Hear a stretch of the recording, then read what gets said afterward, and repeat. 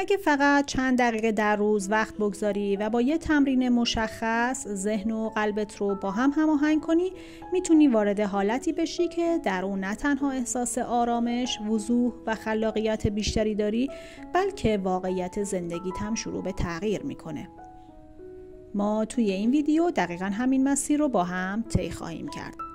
خواهی فهمید چرا احساس خوب داشتن یک اتفاق تصادفی نیست، بلکه نتیجه یک انسجام بیولوژیکی دقیقه.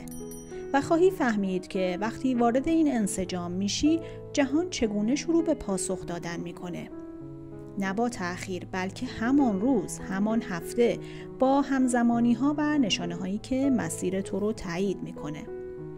اگه میخوای بدونی چگونه فقط با 6 دقیقه تمرین در روز مغزت رو به خلاقیت و قلبت رو به آرامش وارد کنی، همین حالا با من همراه شو.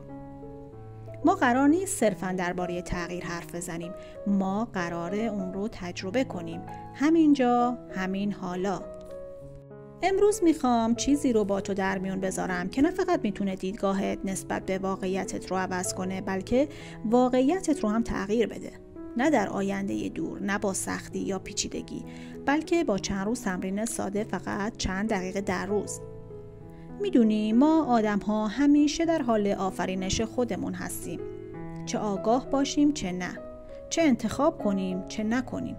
هر فکری که میکنیم، هر احساسی که تجربه میکنیم، هر واکنشی که نشون میدیم، همش داره واقعیتی رو میسازه. حالا سوال اینه، آیا این آفرینش رو آگاهانه انجام میدیم یا ناخودآگاه؟ اینجاست که قدرت واقعی ما مشخص میشه. وقتی بدونی چطور آگاهانه خلق کنی، دیگه منتظر نمیمونی تا دنیا تغییری در تو ایجاد کنه. تو خودت اون تغییر میشی که دنیات رو میسازه.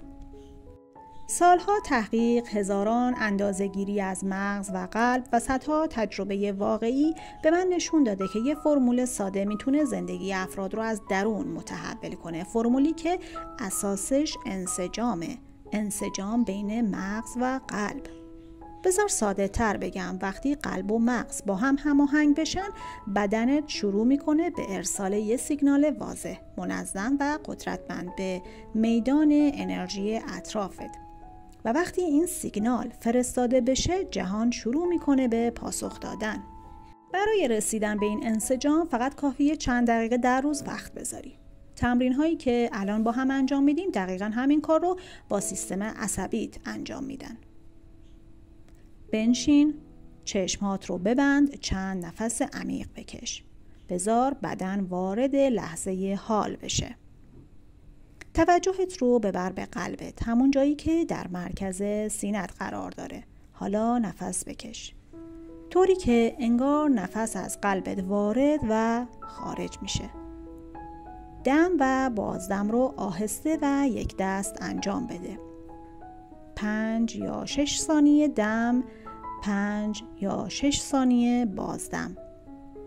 در همین حال تصویر آینده‌ای که میخوای تجربهش کنی رو در ذهنت بساز. نه یه تصویر دور، نه یه رویا، بلکه واقعیتی که انگار همین حالا داری توش زندگی میکنی.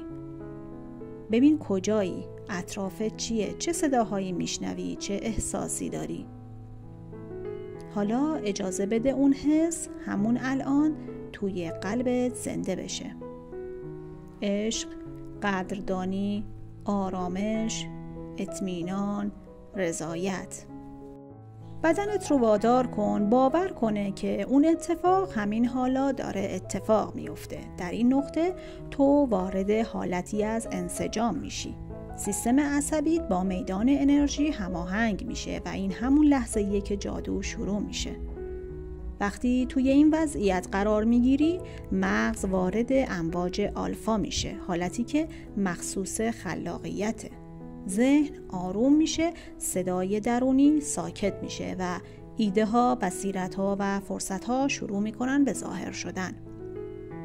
تو دیگه برای دیدن مجبور نیستی تلاش کنی. مغز خودش شروع میکنه به نشون دادن واقعیت‌های جدید، واقعیت‌هایی که قبلا نمیدیدی و این فقط آغاز ماجراست. حالا نشونه ها میان. همزمانی ها، اتفاقات عجیب اما دقیق، پیشنهادهایی که از ناکجا میرسن، آدمهایی که درست در لحظه مناسب وارد میشن.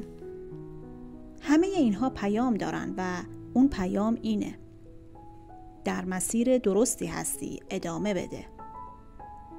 من همیشه به شرکت کننده های دوره ها میگم وقتی این نشونه ها رو دیدی هیجان زده نشو، فقط ببین، بفهم و ادامه بده. چون این نشونه ها بازخوردی هستند از طرف جهان. دارن بهت میگن که تغییر اتفاق افتاده. و نکته مهمتر اینه: وقتی بدونی کی توی حالت انسجام هستی و کی نیستی، دیگه هیچ وقت قبل از رسیدن به این حالت دست به خلق نمیزنی. من خودم هر روز صبح تا وقتی وارد این حالت نشم از جام بلند نمیشم. شاید نیم ساعت طول بکشه، شاید 1 ساعت، اما وقتی میدونم به اون نقطه رسیدم همه چیز تغییر میکنه. اون روز، اون جلسه کاری، اون تصمیم، اون مکالمه، همشون رنگ دیگه ای میگیرن چون من از یک جای متفاوت دارم عمل میکنم. گاهی وقتی به اون نقطه انسجام میرسم حتی خواسته‌ای که قبلا داشتم دیگه اهمیتی برام نداره، چون حس میکنم همین الان دارمش و توی همین لحظه کامل و تمام. در اون لحظه تو نیازی به چیزی نداری و دقیقاً همون جاست که معجزه میتونه خودش رو نشون بده. این مسیریه که بارها و بارها کار کرده، نه فقط برای من بلکه برای هزاران نفر در سراسر جهان، و تنها چیزی که میخواد تعهد توه. تمرین روزانه، حتی کوتاه اما مداوم. پس اگر آماده ای از همین الان شروع کن. چند دقیقه در روز، با حضور، با قلب باز و با آگاهی. چون واقعیت تو همین الان داره از درونت ساخته میشه. برام در بخش کامنت ها بنویس من آماده خلق هستم. خیلی ممنون که تا پایان ویدیو همراه من بودی. اگر هنوز عضو کانال نشدی لطفاً کانال رو سابسکرایب و دکمه زنگوله رو هم بزن تا از ویدیوهای بعدی آگاه بشی. دوستتون دارم. در پناه خدا.